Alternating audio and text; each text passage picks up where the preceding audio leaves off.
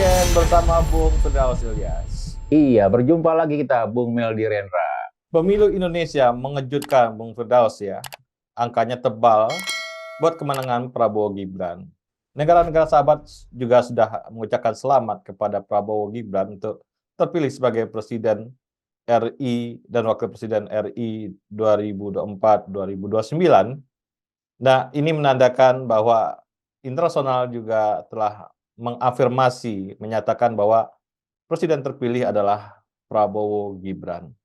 Namun kejutan ini perlu kita ulas, Bung Firdaus ya, dari proses-proses yang terjadi, angka-angka yang spektakuler, Ganjar yang angkanya turunnya drastis ya, dibandingkan di awal-awal survei Ganjar pertama itu 32%, Bung Firdaus, tapi di kenyataannya belasan gitu ya, per quick count hari ini. Anies sepertinya angkanya segitu ya. Nah inilah apa sebenarnya yang terjadi dalam pemilu Indonesia 2024. Iya, Bung Meldi, kalau kita baru selesai melakukan proses pemilihan dan perhitungan, baik itu orang juga masih finalisasi quick count, kemudian juga masih melihat real count atau sirekap KPU, walaupun sekali lagi hasil resminya kita harus menunggu nanti dari pengumuman dari KPU, Bung Meldi ya, dalam beberapa puluh hari ke depan, gitu ya. Tetapi kalau dari hasil quick count ataupun juga real count, baik itu dari survei, quick count gitu ya, ataupun juga real count yang dipantau publik lewat langsung lewat situsnya KPU, memang menandakan bahwa pasangan Prabowo Gibran kemungkinan akan memenangkan pemilu ini dalam satu putaran, Bung Meldi. Kisarannya mungkin rata-rata antara 55 atau 56 begitu ya gitu. Dan memang kalau dilihat dari angka ini, tanda kutip memang agak sedikit mengejutkan. Walaupun pada akhir-akhir sebelum pencoblosan, paling tidak pada akhir minggu tenang, begitu ada beberapa lembaga survei yang memberikan simpulan-simpulan untuk survei terakhirnya, seperti indikator atau lembaga lain gitu ya, memang diindikasikan atau di-warningkan bahwa kemungkinan Prabowo Gibran itu bisa mendapatkan di atas 50%, dan ada indikasi bahwa mereka akan masuk dalam satu putaran saja begitu. Tetapi kalau kita lihat perimbangan suara, ya artinya ini baru dari hasil real count sementara dan quick count ya pemirsa ya, belum berdasarkan pengumuman resmi dari KPU gitu ya. Memang ada beberapa yang mengagetkan, tentu misalnya pertama dari begitu kenaikan untuk suara Prabowo Gibran, Bung Meldi, pada kisaran antara 56-an atau mungkin 57, tapi paling tidak sekitar pada rentang tersebut begitu ya Bung Meldi, jauh lebih besar dari perkiraan gitu. Karena di awal kita melihat bahwa kemungkinan pemilu ini untuk berlangsung dalam satu putaran itu tipis, ada kemungkinan dua putaran, dengan catatan misalnya ada penguatan di suara di masing-masing baik itu paslon 1 ataupun juga paslon 2. Tetapi pada akhirnya yang kita lihat adalah terjadi penguatan yang cukup besar pada paslon 02 dan terjadi stagnasi pada paslon 1 dan penurunan yang sangat drastis untuk paslon 03 Ganjar Mahfud, Bung Meldi. Dan menurut saya ini merupakan satu fenomena begitu ya. Walaupun sekali lagi kita tunggu hasil resminya gitu. Tetapi dari fenomena ini ada beberapa yang perlu kita jadikan catatan besar, Bung Meldi. Paling tidak dalam rangka memperbaiki atau memberikan semacam masukan untuk penyelenggaraan pemilu kita ke depan, Bung Meldi. Iya, ini yang saya kira banyak hal ya, tapi sehingga teman-teman civil society sebelum diselenggarakannya pencoblosan kemarin juga mengeluarkan film Dirty Vote misalnya. Ini adalah sebuah kritisnya teman-teman civil society, sehingga itu muncul sebelum pencoblosan.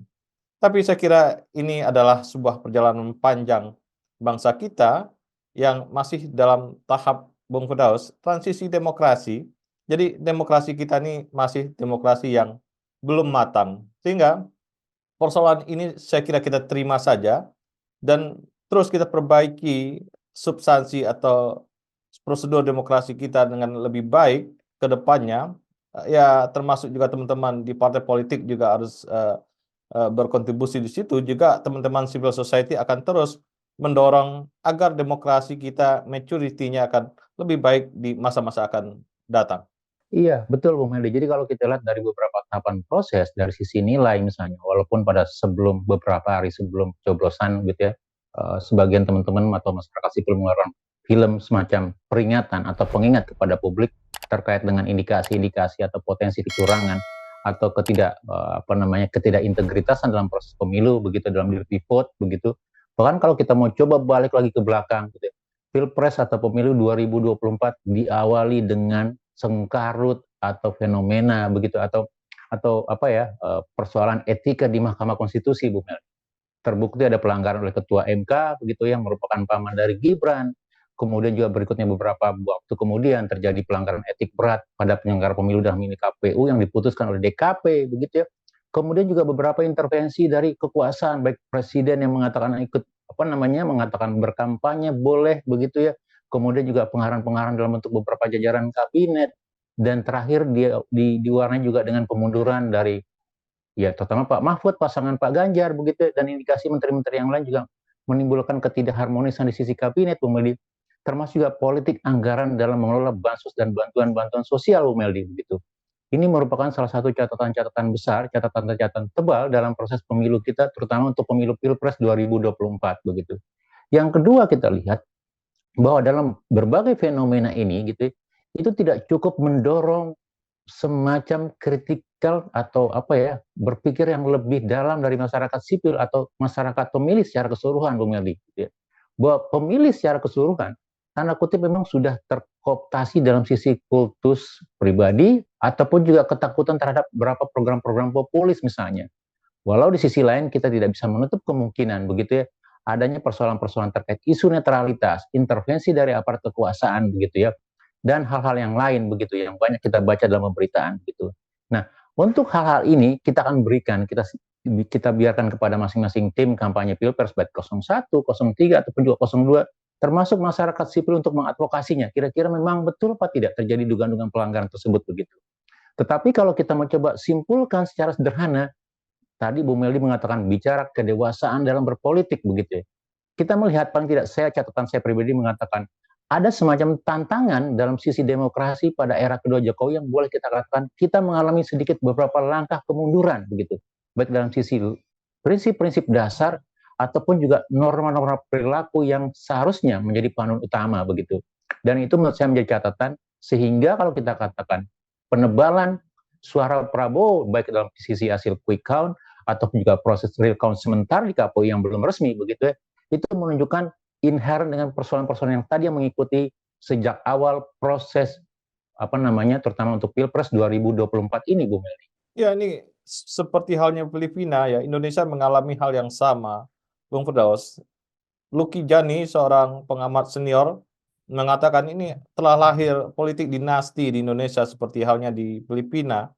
Dan ini adalah hal yang tidak baik bagi demokrasi kita. Makanya upaya-upaya yang terus-menerus dari teman-teman civil society ini akan berupaya keras untuk terus mengawasi apa yang terjadi setelah Presiden Prabowo terpilih. Butuh ekstra ketat gitu ya, mengawasi langkah-langkah Prabowo ke depan dalam menjalankan pemerintahan, sehingga kita berharap masyarakat sipil akan makin lebih kuat untuk mengawasi, mengontrol kekuasaan yang dipegang Prabowo Gibran agar demokrasi kita ini lebih baik, Bung Firdaus. Iya, betul. Banyak sekali pembelajaran-pembelajaran sementara yang kita bisa ambil ya dari proses pertama untuk Pilpres 2024 ini gitu ya. Bagaimana konsolidasi dari kekuatan masyarakat sipil terutama untuk isu-isu yang terkait dengan hak-hak dasar, Bung. Itu yang sama sekali tidak bisa tersampaikan kepada masyarakat level bawah begitu ya. Kemudian yang kedua kalau kita lihat bagaimana dalam sistem penyelenggaraan pemilu kita yang notabene kalau kita mau coba bandingkan 2019 atau 2024 begitu ya, kita menemukan beberapa persoalan-persoalan kendala basic menurut saya, mulai dari sisi kesiapan penyelenggaranya, kemudian petugas penyelenggaranya, termasuk juga sistemnya begitu ya, yang notabene itu juga masih menimbulkan orang keraguan-keraguan terhadap proses ini gitu. Betulkah gitu ya? Antara ketidaksinkronan antara misalnya form C yang disampaikan dengan hasil tabulasi sirekap misalnya, itu juga menjadi pertanyaan publik begitu ya. Termasuk untuk proses-proses yang lain begitu. Tetapi isu yang paling besar adalah apakah demokrasi kita akan bergerak maju atau tidak gitu ya. Apakah politik di mana gitu ya, kedekatan antar kekuasaan dengan keluarga itu begitu kuat gitu ya, itu akan menjadi semacam arah bahwa kita akan mulai bergeser menjadi negara yang mengedepankan politik dinasti begitu ya gitu. Dan kalau iya, bagaimana mengatasinya gitu ya.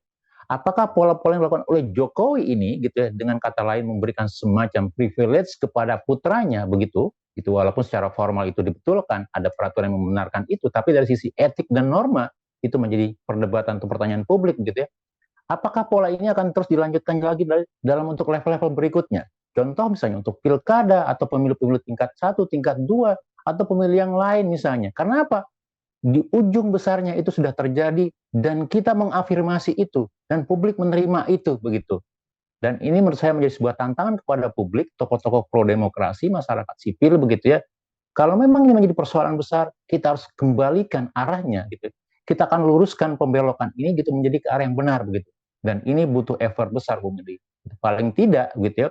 Walaupun sekali lagi untuk pemilu 2024 kita akan tunggu hasil resminya begitu, tetapi dalam spirit menjaga demokrasi dan semangat konstitusi gitu ya, negara demokratis, ini harus menjadi perhatian besar, ini harus menjadi PR besar kita untuk 5 tahun ke depan kalau kita bicara untuk pemilu berikutnya, Bu Meldi. Ya, terima kasih Bung Firdaus. Iya, sama-sama Bu Meldi. Terima kasih banyak, tetap semangat. Salam Indonesia bersih. Salam Indonesia bersih.